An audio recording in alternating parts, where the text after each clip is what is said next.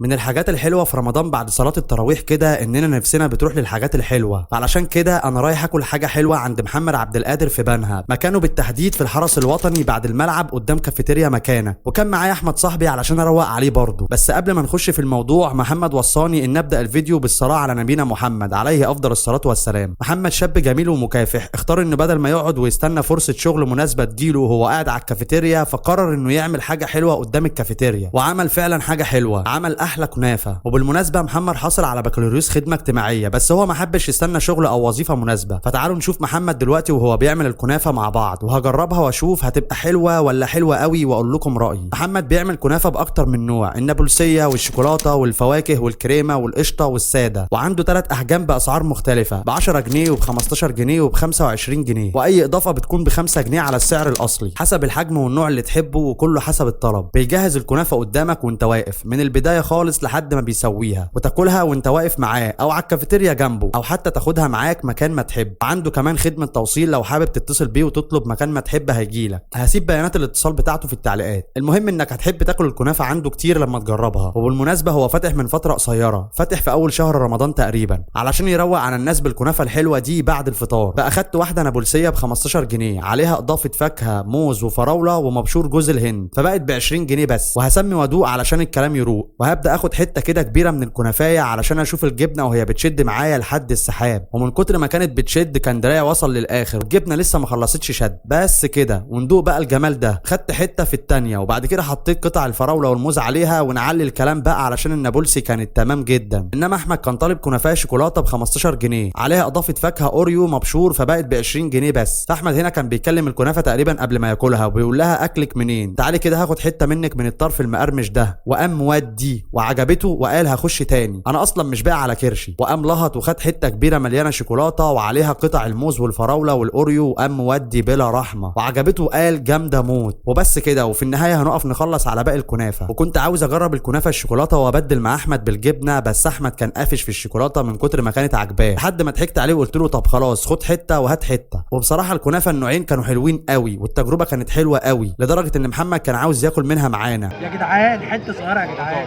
اي حاجه من ايديكم زي العسل. دي حلوه الصراحه. ماشي معلش. وفي الاخر لازم كلنا نحلي بعد الفطار يا جماعه من عند محمد، علشان نحلي ونعلي وندعمه يكمل في اعمال الكنافه الحلوه دي. ومع السلامه يا حلوين، واستنوني في فيديوهات جايه كتير.